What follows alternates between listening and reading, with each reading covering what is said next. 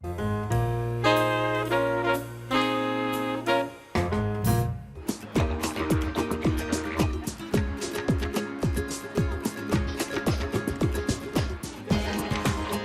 you come into the outside, you probably won't expect much from it. This is good. We hope that you'll be overwhelmed when you come in. If you're looking for something a little adventurous, but delicious at the same time, we can provide you with that.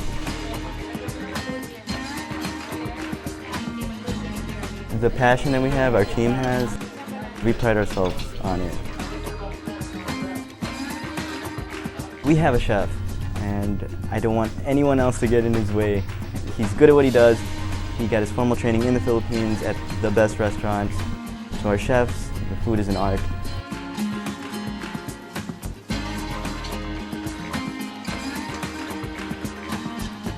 We want to introduce authentic food, but we also want to extend the hospitality of the Philippines and just the overall experience. We want to present that culture when you come in. To us here, serving it and sharing that experience with everyone, that's an art for us. We all think it's something that people should try. So, John, you say that Isla Pilipina is one of those restaurants that makes the city great. Tell us why you chose it. Definitely. You know, Isla is proof positive that soul food isn't just grits and greens. You know, each time I think about this place, I get happy. You know, each time I smell the food, I get a little giddy. And when I eat it, forget about it. It's on. You know, I'm going to tear it up. I have yet to get anything bad at this place. How were you first introduced to Filipino food? Sure. Well, a couple of my friends were dating Filipinas, and so we were sort of going around looking at different restaurants. I'd heard so much about the food, and I thought, okay, well, let me research what the real thing is. And so I started doing that, going online, looking at places, and I found a place, and it looked unassuming, which is sort of the restaurants I like. Right. You know, they aren't very special, they aren't very shishi. You just sit down and eat. This is so delicious. And so we went and ate, and literally, from the first thing I put in my mouth to the last, I was just amazed, you know. But you have to like pig, you know. Definitely like pork. Pork is a big staple. So I sort of found out that pigs, while cute and very intelligent, are also extremely delicious. So, John, actually, my best friend growing up was a Filipina, and her mom made the best lumpias. And how are their lumpias? Because that's what it's all about. These little mini pork egg rolls that you dip in with sweet and sour sauce. Delicious. So, Adolfo, your first time with Filipino food, are you a convert? I am. I owe you, John. Great. It was a great discovery. You know, I walked there and, you know, the place is a little bit unassuming. Sure. I would say even uninspiring. It's a strip mall. The front window is nothing to write home about. Then the food came and everything changed. And again, I didn't know much, so I do what I do when I go to a restaurant I don't know. I start looking what other people in the nearby tables are ordering, and I went from some pork Inichwa or Inicha, sorry, I'm butchering the name. It was delicious, served with the vinaigrette. We had, in the how? in an appetizer, we had these mussels with a butter sauce. Fantastic. I mean, it has been a place where I'm dying to go back. Excellent. Big surprise. Very, very good. All right, Didi, what'd you think? I thought it was great. Well, first of all, also, can we just talk, like, identify the elephant in the room, the adult pornography store next door, the video store? I didn't even notice Yeah, that. Yes. me either. Guys.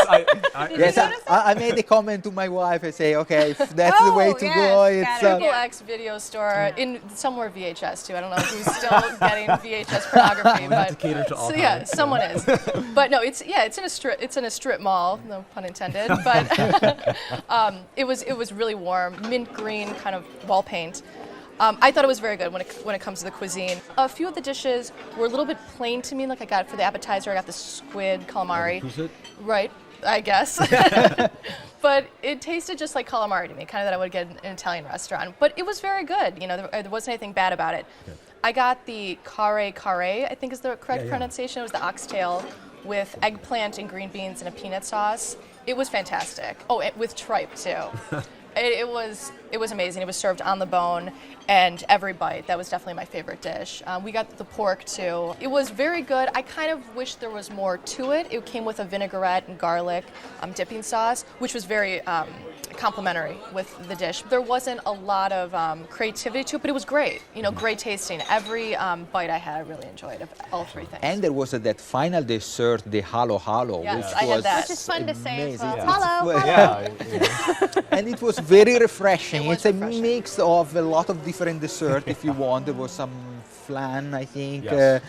creme caramel, there was some ice cream. So John, what are some of your favorite dishes that you like to get here? Well, I like the lechon kawali, which is sort of this great blend of bacon and sausage, right? So you have the crispy nature of bacon, but the real sort of meatiness of a sausage.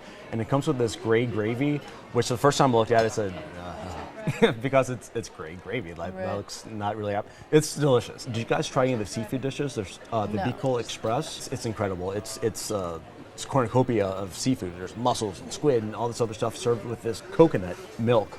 Unbelievable. I think John brings up a good point, though, about how some of these dishes kind of are described in the menu a little bit strangely, and you think, do I really want that? But it all comes out tasting very And good. it's also true that the description, like when you see grilled pork, it sounds very plain, but Right. you know, to cook it so good, you Yeah. know, you would really need to know your business. Absolutely. Right. The restaurant is BYOB, which lends a great affordability factor. Any favorites that you like to bring along? When Well, you got to do the San Miguel, you know. So when you get a Filipino restaurant, you have to have the San Miguel beer. Last time we were there, we actually had a Belgian blonde, I think the Père Jacques, I think.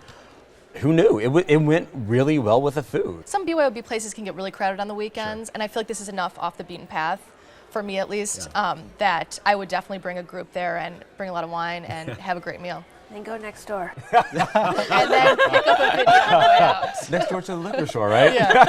Oh, and VHS. All right, John, you picked Isla Pilipina. Sum it up for us. For delicious food, great service, and super affordable prices, you owe it to yourself to go to Isla. All right, Dee Dee? I would definitely go back, bring a group, bring a wine, and try a bunch of different stuff.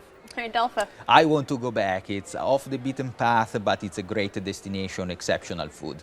All right, well, you can try the kare kare and much more at Isla Pilipina, 2501 West Lawrence, 773-271-2988. They're open for lunch and dinner Tuesday through Sunday. Reservations are accepted. Alcohol is BYOB, and the average tab per person is $10.